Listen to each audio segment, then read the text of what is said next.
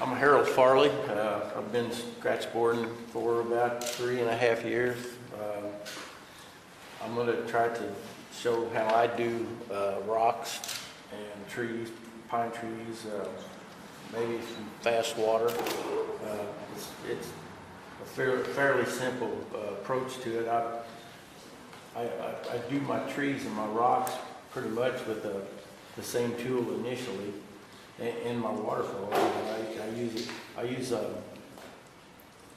these diamond ball tip or ruby ball tip burrs for Dremel tools or carving burrs.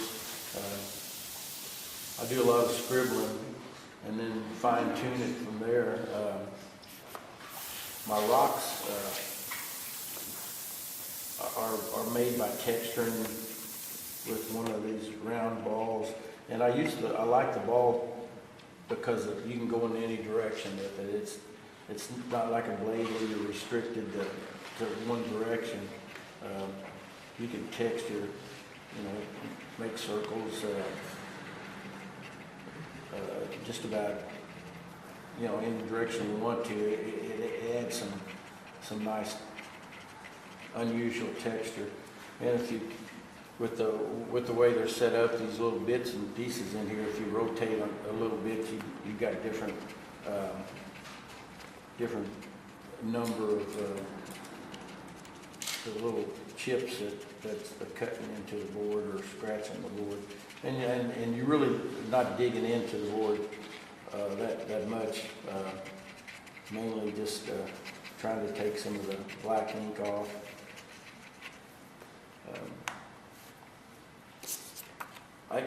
I have a photo that I'm working from, but I don't really stick to it 100%. I take a little artistic license. It's a photograph that I took Glacier National Park a few years ago. Quick question: do you always work from such a small photo? No, actually this one happened to be a small camera. That's the way it was developed. I prefer a larger one if I can get them, but just because it shows more detailed stuff. But since I vary from the photo anyway, it doesn't really matter a whole lot as long as I can get an idea of what I'm working with.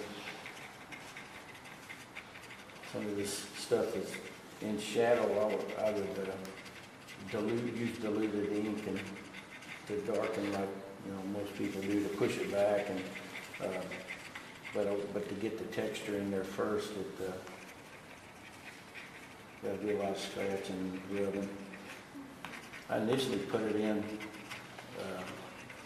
with this, and then I go to an ink eraser pencil. These they don't make these anymore. At least I can't find them. They're the old typewriter mistake ink erasers. They make pencil type erasers now, Favorite Castile and maybe some others, but the eraser itself is not as abrasive as they used to be for some reason. At least I can't find any like these older ones, and these work, these newer ones, but you have to rub a little harder and use a little more elbow grease. But I use the eraser to go in and soften the scribbles and the texture, to kind of highlight the where I do the erasing and stuff. It helps build the contours. You can do them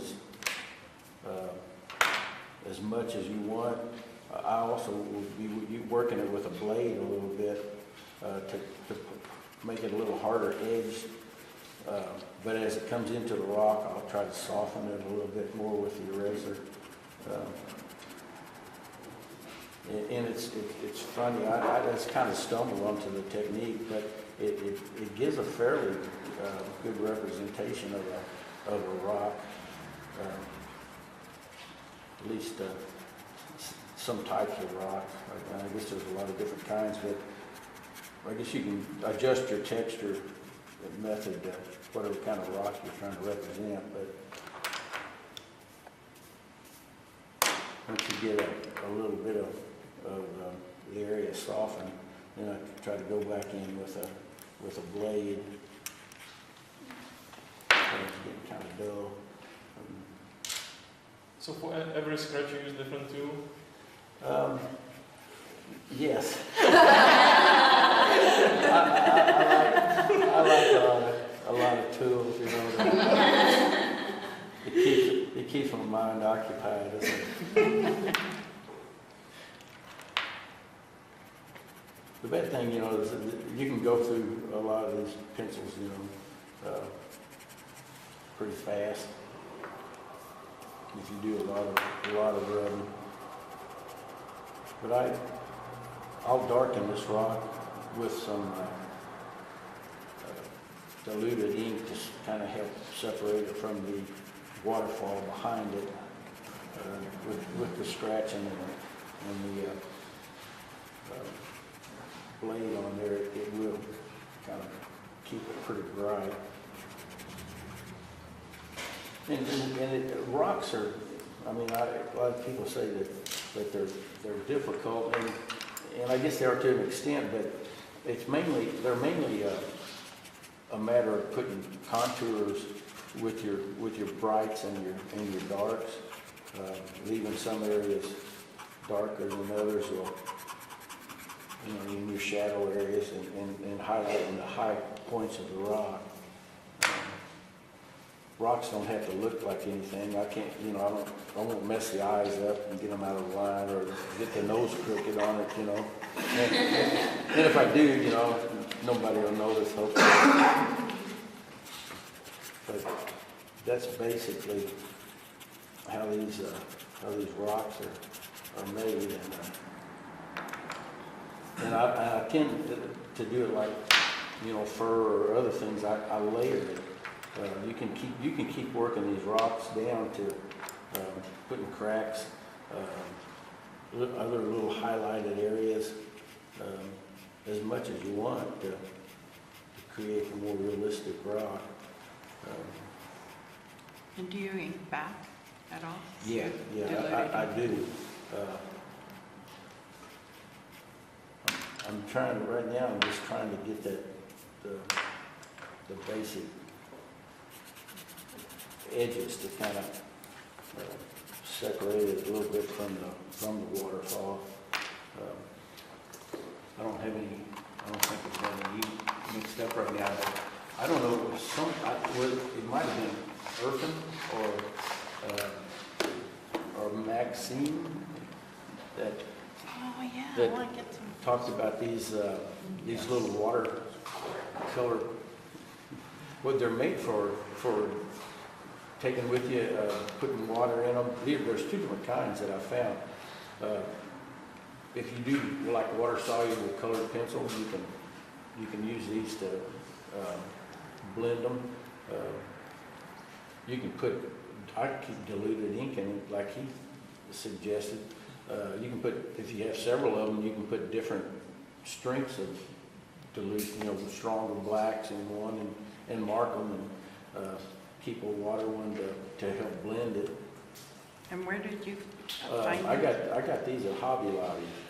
You know, these are they're a little bit expensive. They're like $8 or $9 a piece. This one is $6. This bigger one, but Where'd you get Where that? we get the bigger one? same place. See, mine only carries the small ones. Yeah, they're two different brands, but they're basically the same. It's got a nice brush on the end of it, and It's nylon. but anyway, they're real handy if you like to, you know, if you take your Scratchboard with you. Heck, even at home, Yeah, in the studio. I use them a lot now that And they don't let out too much at a time? well, you know, it depends on if you want to squeeze it or. Oh, I see. Or how, Yes. or just let it. Those are awesome. I have got to get. What's your top?